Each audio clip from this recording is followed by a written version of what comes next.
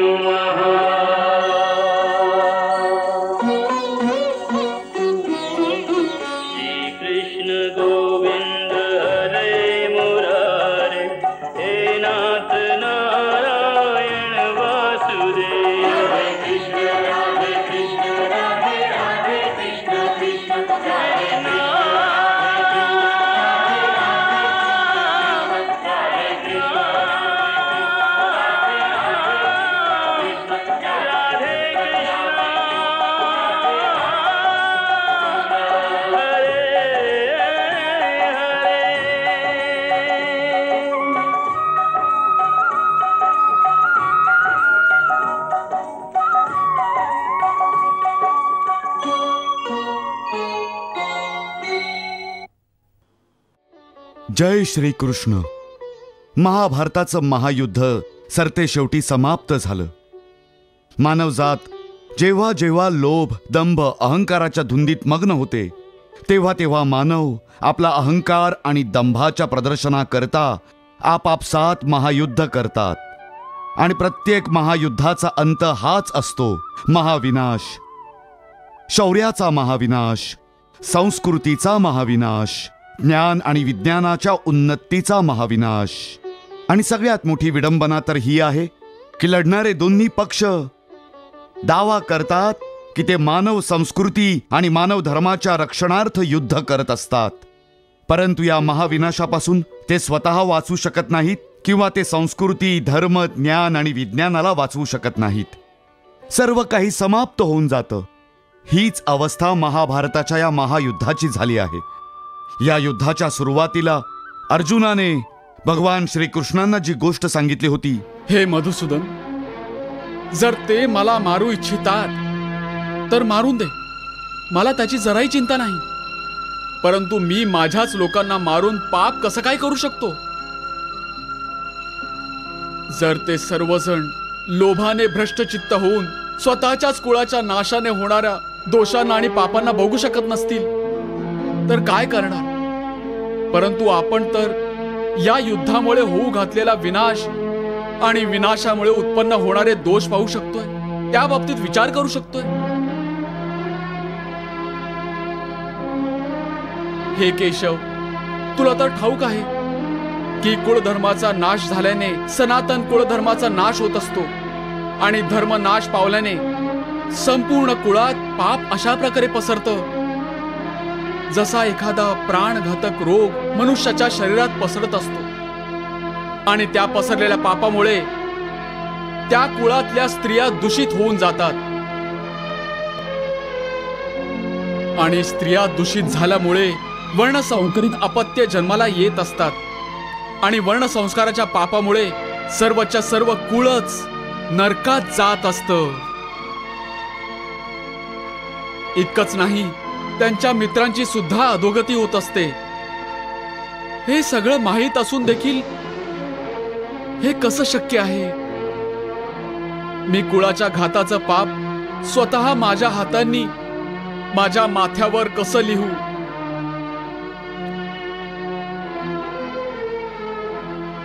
म्हणूनच मी युद्ध करणार नाही, मी युद्ध करणार नाही। जसं अर्जुनाने म्हटलं होतं, युद्धाच्या शेवटी मानव समाजाची अगदी तशीच अवस्था झाली। कसे कसे महायोद्धा होते, कसे कसे महावीर होते।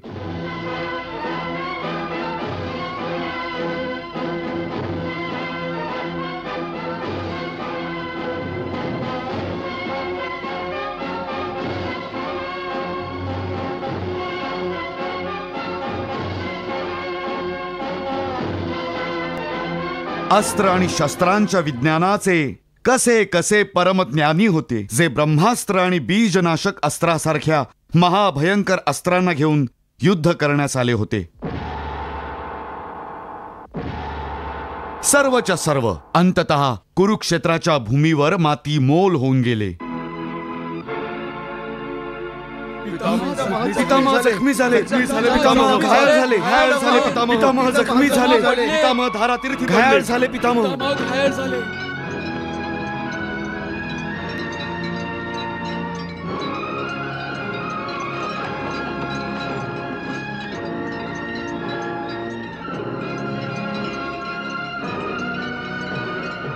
द्रोणाचार्य आणि आपल्या बरोबर ज्ञान, विज्ञान, शौर्य आणि मानव संस्कृतीचा बळी देऊन गेले। त्या लोकांमध्ये कसे कसे महान आत्मे होते, ज्यांच्यासारखे मानव परत या युगात कधीही जन्म घेणे शक्य नाही।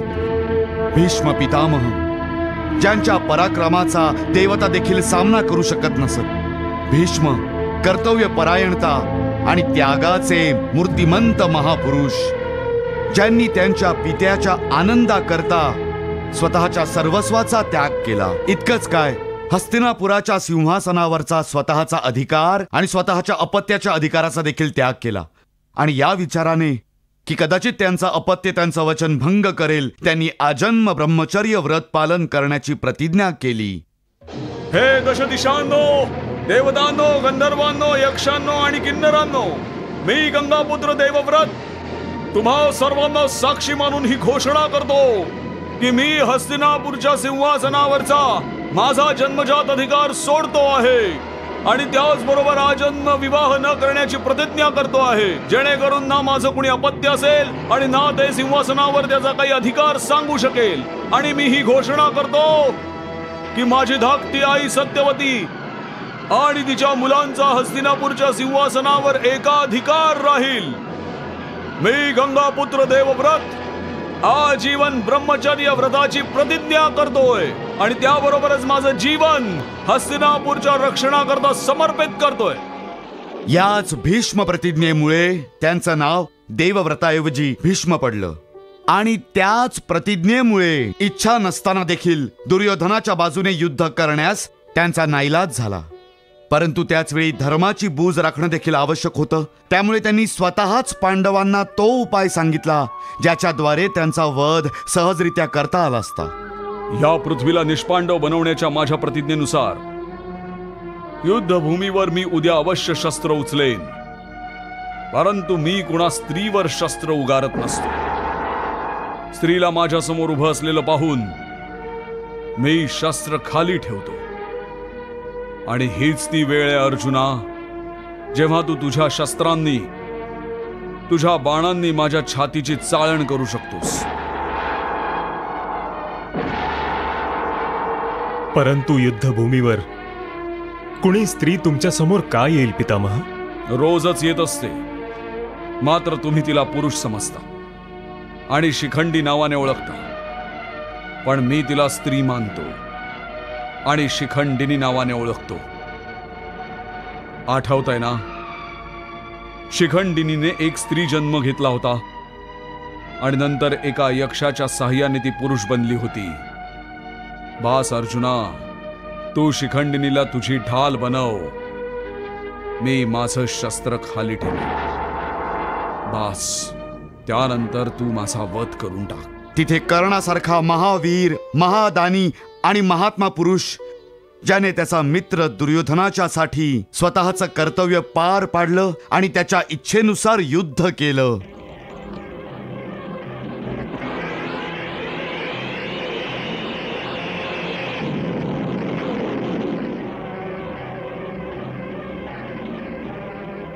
त्याचबरोबर आपले धाकटे भाऊ आणि माता कुंतींच्या बाबतीतलं कर्तव्य पालन करण्यासाठी स्वतःच्या प्राणांची आहुती देऊन टाकली. मी तुमच्या झोळीमध्ये तुमच्या 4 पुत्रांचं आयुष्य टाकत आहे. मी तुम्हाला वचन देतो की अर्जुन सोडून दुसऱ्या कोणत्याही पांडवाचा मी वध करणार नाही. अर्जुन सोडून? याचा काय अर्थ आहे? याचा अर्थ हा आहे की दुर्योधनाला विजय मिळवून देणं हा माझा धर्म आहे, माझं कर्तव्य आहे. त्याचं ऋण फेडण्यासाठी हे आवश्यक आहे. परंतु जोपर्यंत अर्जुन जिवंत आहे, आम्ही पांडवांना पराजित नाही करू शकत. आणि अर्जुनाचा वध केल्याशिवाय कौरव हे युद्ध कदापि नाही जिंकू शकत. आणि कौरवांना विजय मिळवून देणंच माझा धर्म आहे. परंतु तुम्ही आज तागायत केवळ स्वतःचे 5 पुत्रच मानत आला आहात. मी तुम्हाला वचन देतो की तुमचे 5च पुत्र राहतील. युद्धभूमीवर मी मेलो वा माझ्या हातून अर्जुन मारला गेला तरीही तुमचे 5 पुत्र जिवंत राहतील.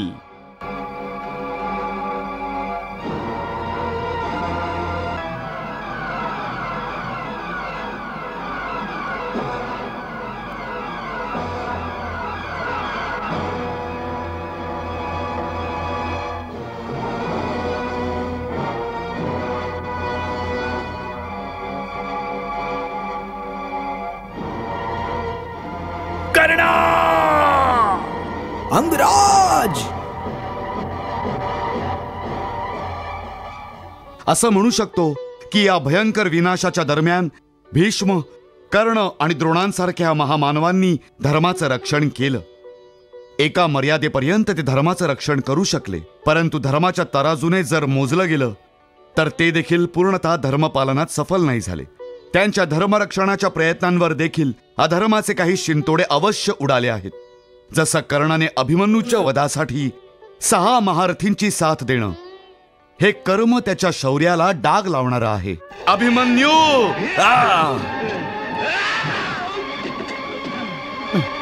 अभिमन्यू!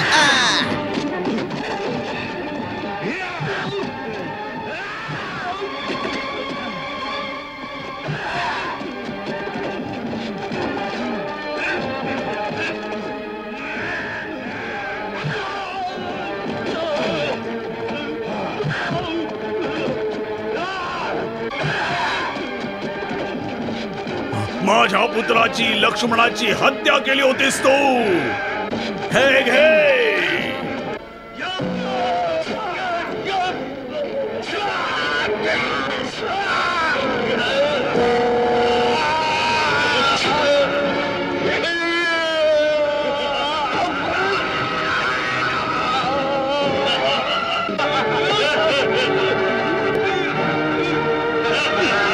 किंवा द्रौपदी वस्त्रहरणावेळी भीष्म पितामहांचं गप्प बसणं त्यांच्या महानतेला काळीमा फासणारं आहे.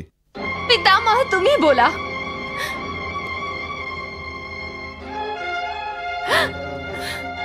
गुरुदेव, तुम्ही बोला. बोला.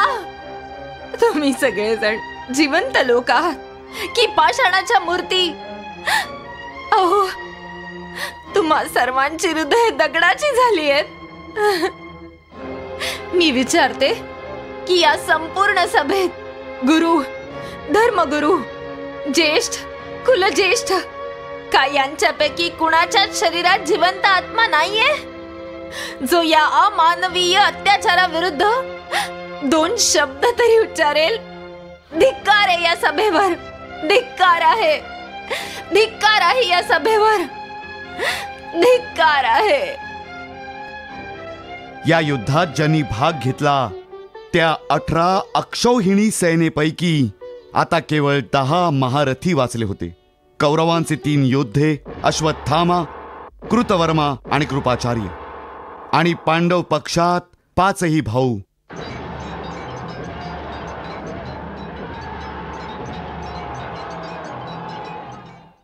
सात्यकी आणि भगवान श्रीकृष्ण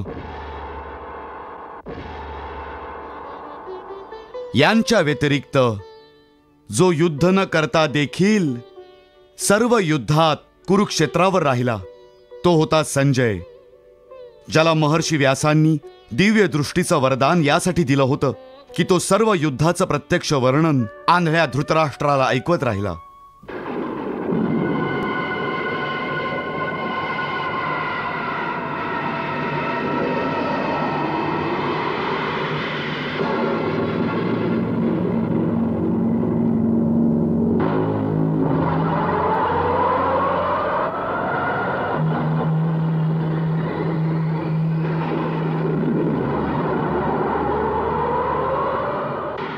मी आता सर्व काही पाहू शकतोय भगवान, मी सर्व काही पाहू शकतोय. मला सर्व कुरुक्षेत्र माझ्या डोळ्यासमोर दिसतंय. मला असं वाटतंय जणू मी स्वतः कुरुक्षेत्रावर उभा आहे. परंतु संपूर्ण युद्धाचा असा द्रष्टा केवळ संजयच नव्हता, तर एक अजून व्यक्ती देखील होती जिने सर्व युद्ध स्वतःच्या डोळ्यांनी पाहिलं होतं. त्या व्यक्तीचं नाव होतं बर्बरीक.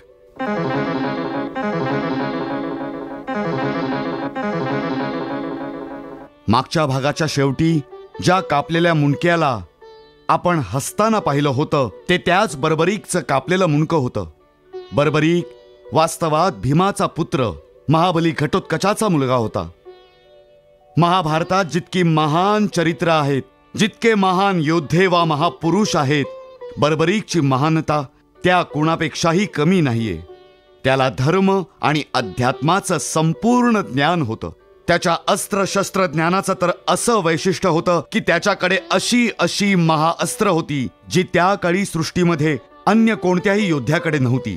अर्जुनाजवळ, कर्णाजवळ की भीष्म पितामहांजवळ त्याच्याकडे असणाऱ्या अस्त्रांचं उत्तर नव्हतं. तो श्रीकृष्णांना ओळखून होता की कृष्ण त्रैलोक्यनाथ भगवान आहेत आणि त्यांच्या हातून मरण आल्यावर त्याला सरळ त्यांच्या चरणांची मुक्ती प्राप्त होऊ शकते. म्हणूनच त्याने श्रीकृष्णांना विवश करून टाकलं की त्यांनी त्यांच्या सुदर्शनाने त्याचा वध करावा.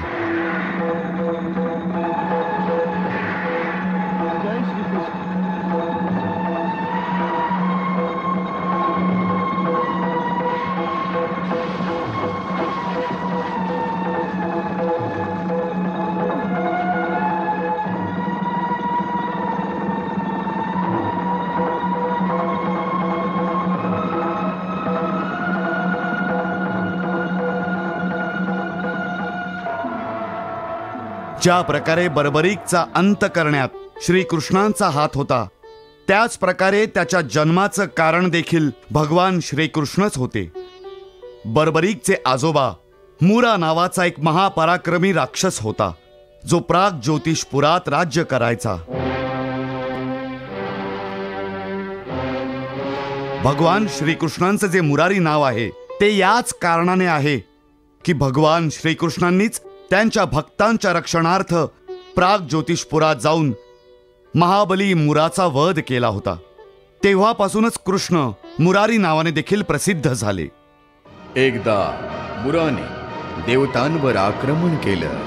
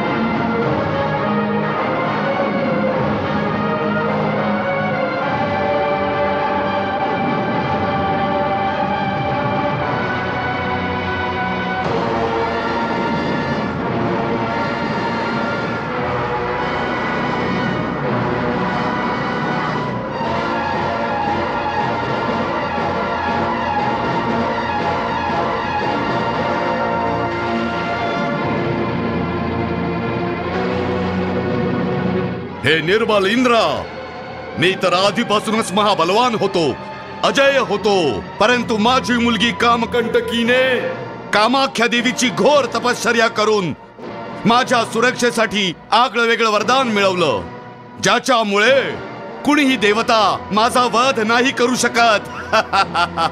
तुझं वज्रच काय, स्वतः यमराजांचं अस्त्र देखील मला नाही मारू शकत.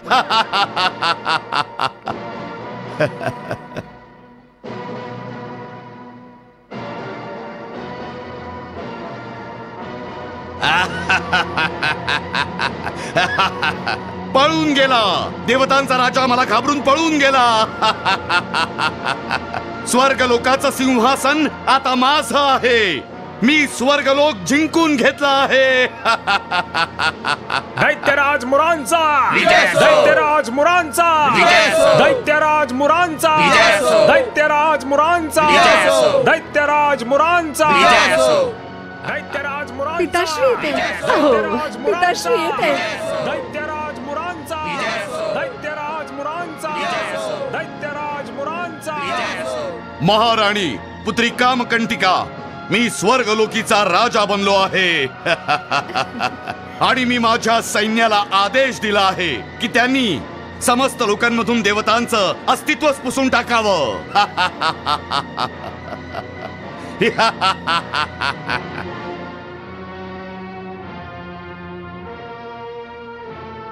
प्रभू आमचं रक्षण करा, आमचं रक्षण करा प्रभू. प्रभू आमचं रक्षण करा, आमचं रक्षण करा प्रभू. प्रभू आमचं रक्षण करा, आमचं रक्षण करा प्रभू. प्रभू आमचं रक्षण करा. प्रभू, धर्मावर बिकट संकट आलेलं आहे. धर्माला वाचवा प्रभू, धर्माचं रक्षण करा प्रभू, धर्माचं रक्षण करा. काय झालंय कन्हैया? हे सर्व देवगण आणि ऋषीमुनी इतके व्याकुळ आणि चिंतित का बरे दिसतायत? बलराम दादा, हे सर्वजण दैत्यराज मुराच्या अत्याचाराने पीडित आहेत. तो प्राग ज्योतिषपुराचा राजा? हो, तोच. हो बलराम दादा, त्याने स्वर्गलोक जिंकून घेऊन आम्हा सर्व देवतांना स्वर्गातून हकलून दिलंय आणि आम्ही सर्व देवता आपापले प्राण वाचवून पळून आलोय. त्या अधर्मीने मंदिरं आणि यज्ञ उद्ध्वस्त करून प्रभूंचं नामस्मरण करण्यावर प्रतिबंध घातला आहे. प्रभू, त्या पाखंडीची इतकी हिंमत? बलराम दादा, जर त्या अत्याचार्याचं त्वरित दमन नाही केलं गेलं तर समस्त लोकांमध्ये अधर्म आणि अधर्मियांचं साम्राज्य पसरून जाईल आणि मग प्रभूंचं नाव घेणारा कुणीही शिल्लक राहणार नाही. असं कदापि होऊ शकत नाही, कदापि नाही होऊ शकत. परंतु देवेंद्र, मला हे समजत नाही की तुम्ही असताना तो दैत्यराज मुरा विजयी झालाच कसा? तुम्हाला त्याने पराजित केलं तरी कसं? बलराम दादा, दैत्यराज मुराची कन्या कामकंटका देवी कामाख्यांची परमभक्त आहे. कामकंटकेने देवी कामाख्यांकडून पिता मुरांच्या सुरक्षिततेसाठी वरदान प्राप्त करून घेतलंय. ओ, म्हणजे देवी कामाख्यांच्या याच आशीर्वादाच्या कवचाखाली लपून तो भेकड इतका मुजोरपणा करतोय. कन्हैया, या धर्मविरोधीचा आपल्याला काही ना काही बंदोबस्त करावाच लागेल. हे भगवंत, तुम्हा दोघांनाच मुराच्या प्रकोपापासून आम्हा सर्वांना मुक्ती द्यावी लागेल. हो भगवंत, आता केवळ तुम्ही आणि बलराम दादाच मुराच्या प्रकोपापासून आमचं रक्षण करू शकता. आता केवळ तुम्ही दोघच देवी कामाख्यांच्या आशीर्वादाचं कवच मुराकडून हिरावू शकता. अवश्य मुनिवर्य, अवश्य. अधर्म आणि अधर्मियांचा विनाश करणंच विधात्याचं विधिलिखित आहे आणि याच विधिलिखितानुसार आम्ही मुराचा अंत करू. तर मग आपल्याला तात्काळ प्राग ज्योतिषपुरावर आक्रमण करावं लागेल कन्हैया? नाही बलराम दादा, आक्रमण करण्याआधीच आपण धर्मानुसार दैत्यराज मुराला त्याची चूक सुधारण्याची एक संधी दिली पाहिजे. कदाचित तो बदलेल सुद्धा. असे अधर्मी आणि अत्याचारी कधीही सुधरत नसतात कन्हैया. उलट त्याला संधी दिली जरी गेली तरी अवश्य तो या संधीचा देखील दुरुपयोग करून त्यांच्यावर अत्याचार करणं अजून वाढवेल, अजून जास्त अधर्म करेल. प्रभू, बलराम दादा योग्यच बोलत आहेत. मला ठाऊक आहे देवेंद्र, तरी सुद्धा धर्मानुसार प्राग ज्योतिषपुरात एक दूत पाठवून मला माझं कर्तव्य पूर्ण करायचं आहे. आणि तरीही दैत्यराज मुरा आम्हाला शरण नाही आला तर त्याला आमच्याशी युद्ध करावं लागेल.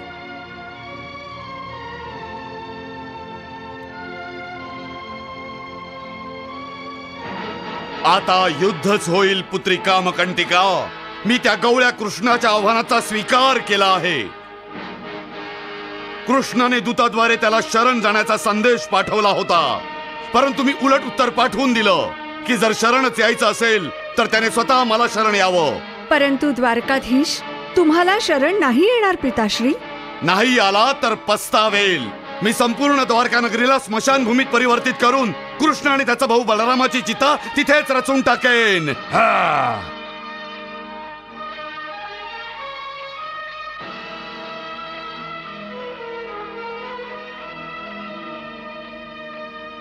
आक्रमण! आक्रमण!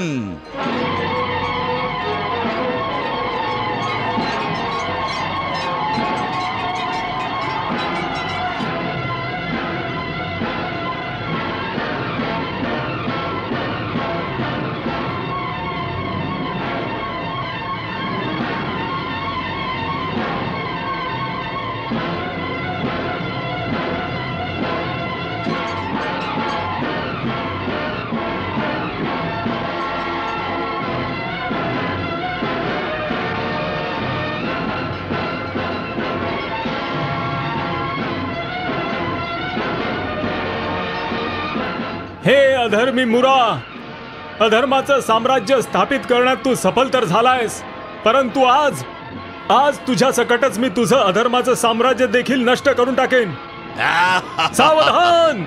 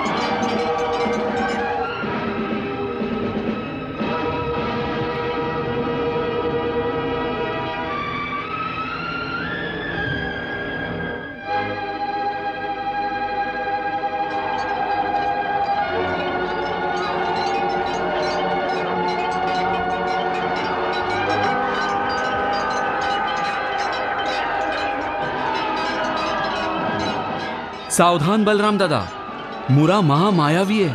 तो नक्कीच काहीतरी मायाजाल टाकेल.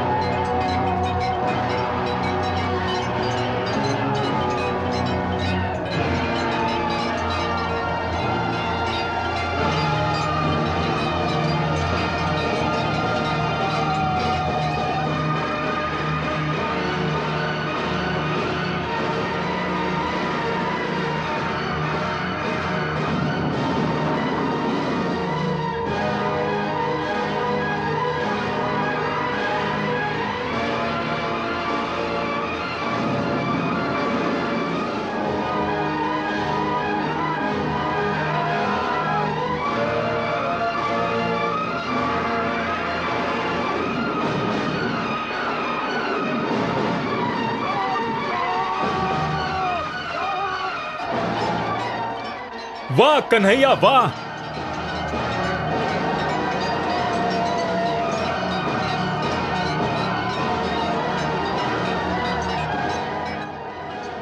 अरे गवळ्या कृष्णा, मला कुणीही मारू शकत नाही. मला कुणीही मारू शकत नाही. कदापि नाही मारू शकत.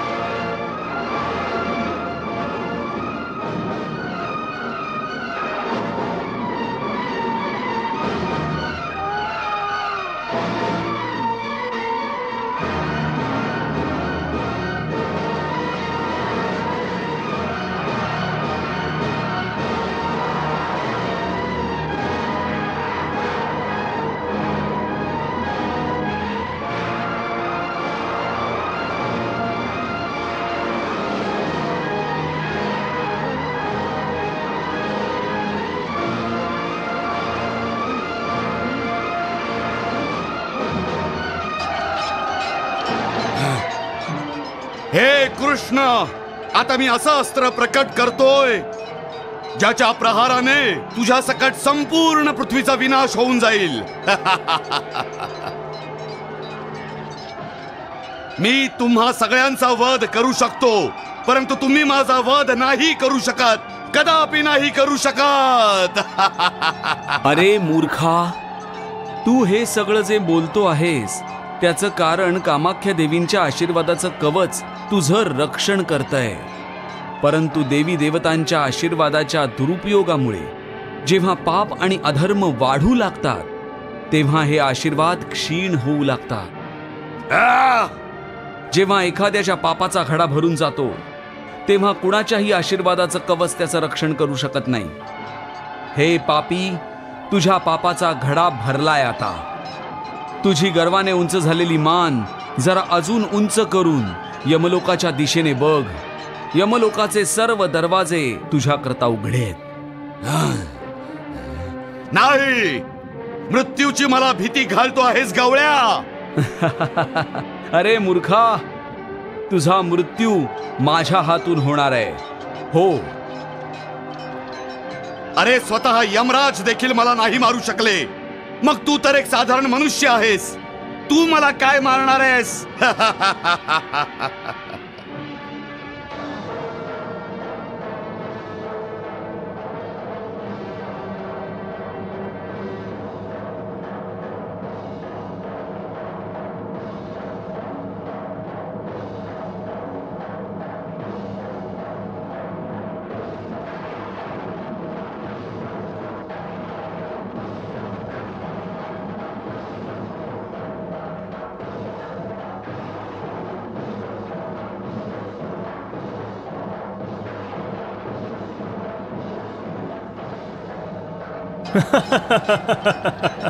वा कन्हैया वा.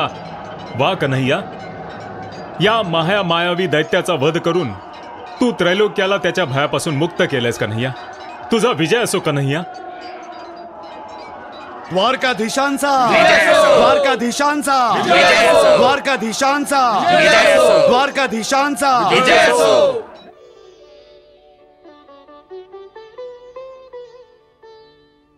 प्रणाम वासुदेव. हे प्रभू, आज तुम्ही एक दिव्य अलौकिक कार्य संपन्न केलंय. तुम्ही दैत्यराज मुराचा वध केलाय. तुम्ही मुराचे अरी आहात, शत्रू आहात. त्यामुळे आजपासून समस्त लोक तुम्हाला मुरारी नावाने संबोधित करतील.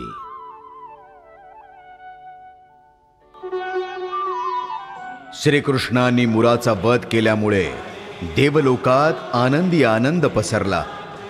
सर्व देवी देवतांना आता त्यांच्या देवलोकीच्या निवासस्थानी परत जाता येणार होतं. इतकंच नाही, आता तर सर्व लोकातल्या प्राण्यांना पुनश्च एकदा प्रभूंचं नामस्मरण आणि भक्ती करणं शक्य होणार होतं. स्वर्गस्थ देवतांनी श्रीकृष्णावर पुष्पवृष्टी करून त्यांचं अभिनंदन केलं.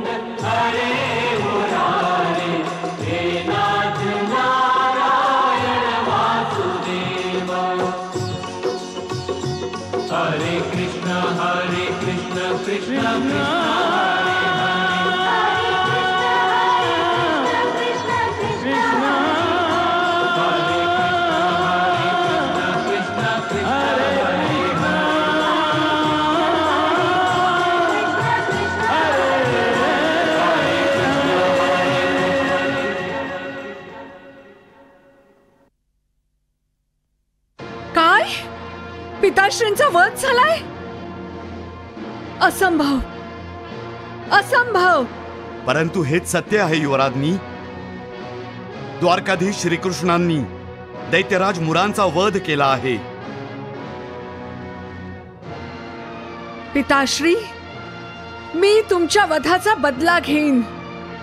मी कृष्णाचा वध करून तुम्हाला श्रद्धांजली अर्पण करेन. कन्हैया, आता आपण प्राग ज्योतिषपूर नगरीत प्रवेश केला पाहिजे. अवश्य बलराम दादा, अवश्य. चल सारथी. हे वीरांनो, महावीरांनो, आता आपण प्राग ज्योतिषपुरात प्रवेश करूया. चला. थांबा, हे युद्ध अजून समाप्त झालेलं नाही.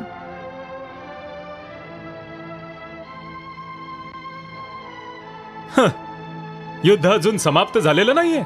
दैत्यराज मुरांचा तर वध देखील झालेला आहे. जर राजाच राहिलेला नाही तर आमच्याशी युद्ध कोण करणार? प्राग ज्योतिषपूरची युवराज्ञी युद्ध करेल. मी कामकंटका, माझे पिताश्री राजा मुरांच्या वतीने तुम्हा सर्वांशी युद्ध करेन. एक स्त्री आमच्याशी युद्ध करणार? हो, मी तुम्हा सर्वांना युद्धासाठी आव्हान देते. मी माझे पिता दैत्यराज मुरांच्या वधाचा बदला घ्यायला आले. हे युवराज्ञी, काय तुला मृत्यूची इतकी ओढ आहे की एक स्त्री असून सुद्धा तू आमच्या विरुद्ध युद्ध करण्यास आली आहेस, ते देखील एकट्याने? काय तू आमची ही विशाल सेना नाही पाहिलीस, ज्यात लाखो योद्धे आहेत? हे सगळे माझ्यासाठी निर्जीव पुतळ्यांप्रमाणे आहेत.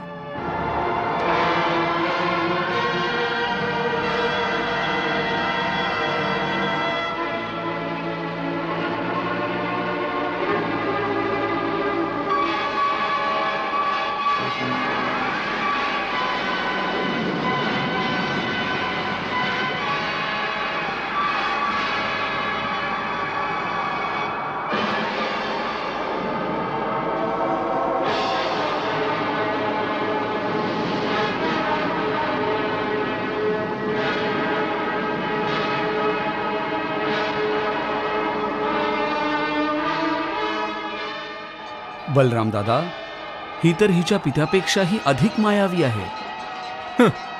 कन्हैया, या बिचारीला माहिती देखील नसेल की हिची सर्व माया आपल्या समोर शून्य आणि क्षीण होऊन राहील. सावधान युवराज्ञी, सावधान.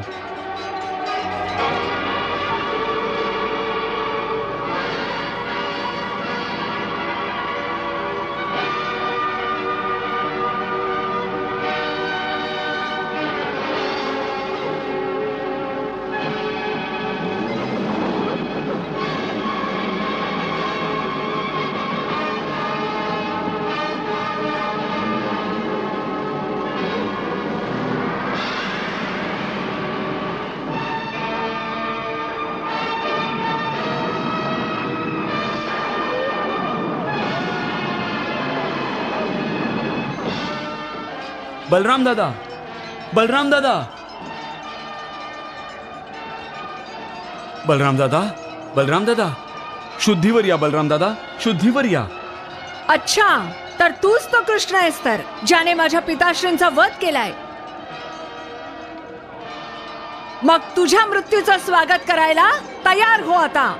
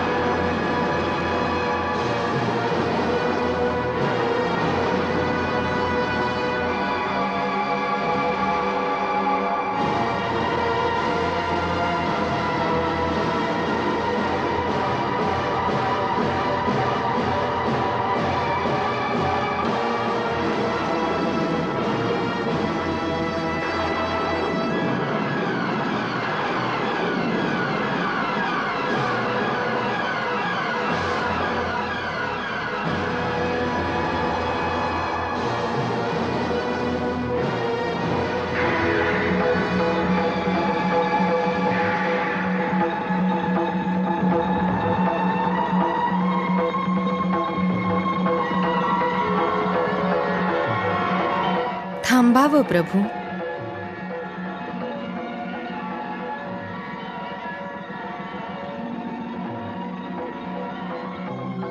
प्रणाम प्रभू. कृपया तुम्ही कामकंटकाचा वध करू नये. कामकंटका माझी परम भक्त आहे. माझ्याच आशीर्वादामुळे ती अजेय झाली आहे.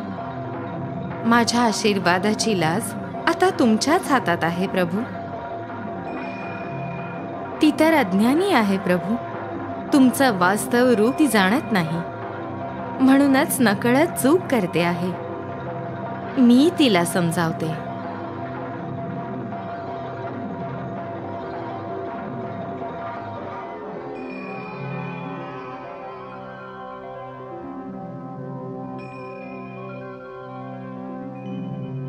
पुत्री कामकंटका, आज्ञा मातेश्वरी. तू प्रतिशोध आणि क्रोधाच्या आवेशात सत्य पाहू शकत नाहीयेस. कोणतं सत्य मातेश्वरी? वासुदेव श्रीकृष्ण कुणी दुसरे तिसरे नसून साक्षात परब्रह्म आहेत, परमेश्वर आहेत.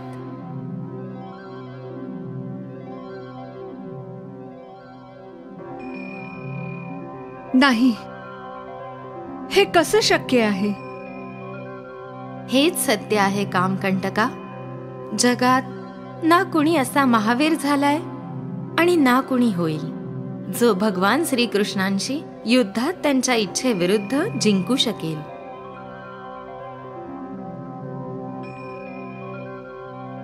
तुझ्या पित्याचा मृत्यूचा शोक सोडून दे पुत्री. प्रभूच्या हातून झालेल्या मृत्यूमुळे दैत्यराज मुरांना दिव्य लोक प्राप्त झालाय. सर्व पापातून मुक्त होऊन तुझे पिता लक्ष्मीपती विष्णूंच्या परमधामास गेले आहेत. प्रभूंना ओळख कामकंटका, प्रभूंना ओळख. प्रभूंनी श्रीकृष्ण रूपानी मानव अवतार धारण केलाय. त्यांना ओळख, त्यांच्या दर्शनाचा लाभ घे.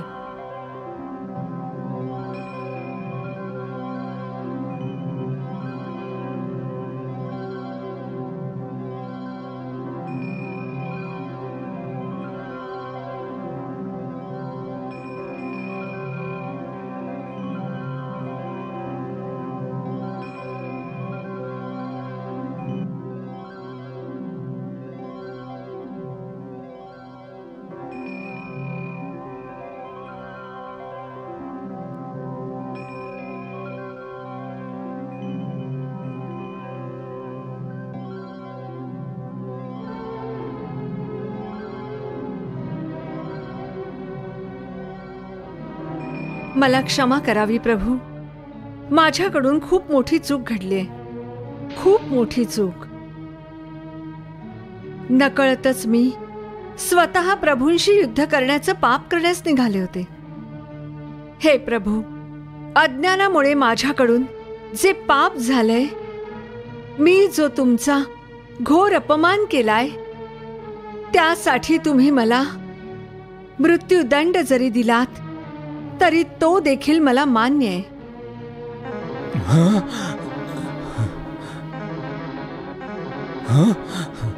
हे कामकंटका, तू शिक्षेस नाही तर वरदानास पात्र आहेस. तुझ्या असुरी प्रवृत्ती नष्ट होत आहेत आणि दैवी प्रवृत्तींचा उदय होतोय. मी तुझ्या पराक्रमाने अतिप्रसन्न आहे, त्यामुळे मी तुला वरदान देतोय.